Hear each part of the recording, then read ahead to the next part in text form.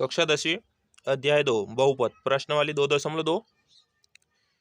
इस चैप्टर से आपके बोर्ड एग्जाम में दो नंबर के 2 प्रश्न आने वाले हैं, यानी आपके कुल 4 नंबर के प्रश्न आने वाले, और इसी में से आपके 2 प्रश्न आने वाले, यानी 2 आएंगे और 2 के अथवा में रहेंगे, है ना। तो इस ये जो क्वेश्चन है आपके 6, इनमें से आपके 2 क्वेश्चन बैठ जाएंगे, ठीक है। तो आपको इनको अच्छे से पढ़ना है।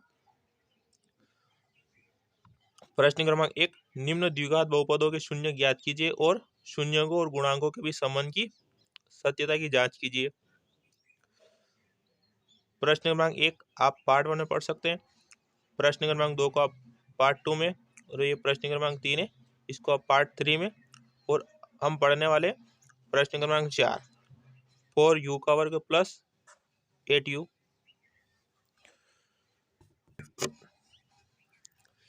ये आपका क्वेश्चन है, 4u का वर्ग प्लस 8u, है ना। ये अभी आपको बहुपद दे रखा है। क्या दे रखा है? बहुपद।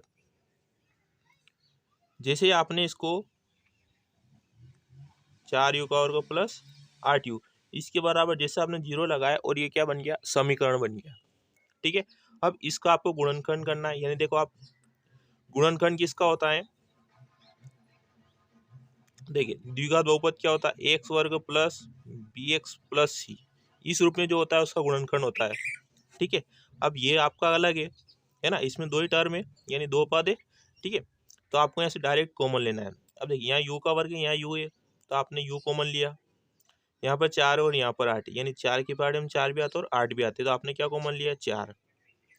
4 एकम 4, यानी 4 तो बाहर आ गया, u वर्ग था तो u आपने बाहर लिखा, तो एक u अंदर बचेगा, प्लस। अब देखिए इसको तो आपने बाहर निकाले u को, ये 8 था, तो 4 के पार्ट में 8 कितनी बार आएंगे? 4 दूना 8, ठीक है, बराबर 0। ये 2 पद आ गए आपके पास, 4u और u प्लस 2, तो 4u लिखा, इसके बराबर 0 लिखना है, u बराबर 0, और 4 कहाँ जाएगा? बटे में।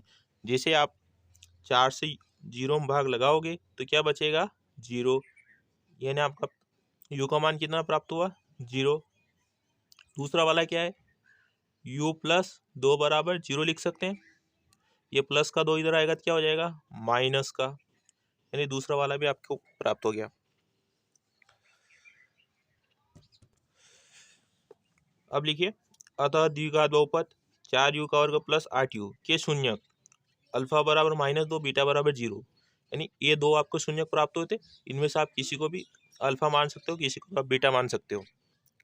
अब आपको ए बी सी का मान निकालना है, यानी आपको सत्यता की जांच करनी है।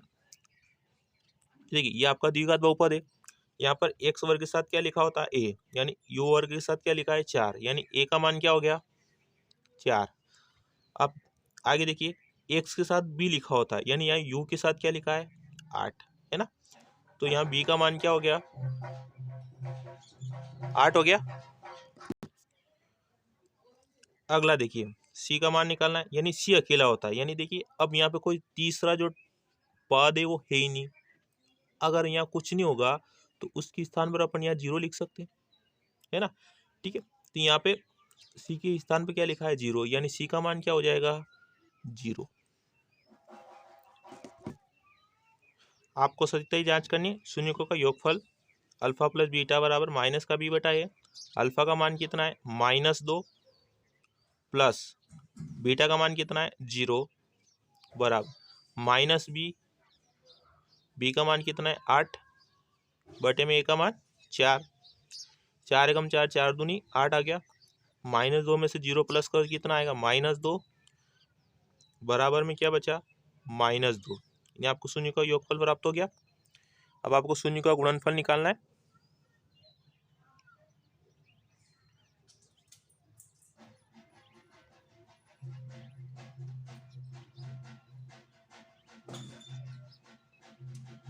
ठीक, अल्फा का मान कितना है? -2, बीटा का मान 0, सी का मान 0 और ए का मान 4। 4 से 0 में भाग लगाओ 0, 2 का गुणा 0 में क्या है 0, इस दोनों का गुणनफल 0 बराबर 0। ये आपका सवाल नंबर कंप्लीट हो गया। अगर आपको हमारा वीडियो अच्छा लगे तो वीडियो को लाइक शेयर सब्सक्राइब करना ना भूले, ताकि आगे आने वाली वीडियो आपको समय पर प्राप्त हो सके।